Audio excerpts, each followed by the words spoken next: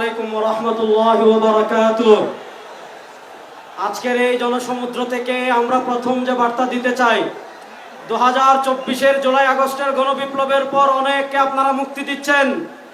আমার ভাই ফারাবী সহ আশিকে রাসূলকে কেন এখনো কারাগারে বন্দী করে রেখেছেন?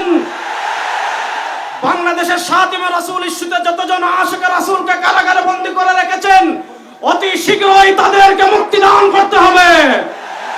2 নম্বর, অন্তর্বর্তীকালীন সরকারের কাছে আমরা দাবি জানাতে চাই, আপনারা পিলখানা ট্র্যাজেডির জন্য তদন্ত কমিটি গঠন করেছেন, 2024-এর জুলাই আগস্টের গণহত্যার জন্য তদন্ত কমিটি গঠন করেছেন, 2013 সালের শাপলার গণহত্যার জন্য কেন এখনো তদন্ত কমিটি আপনারা গঠন করতে পারেন নাই?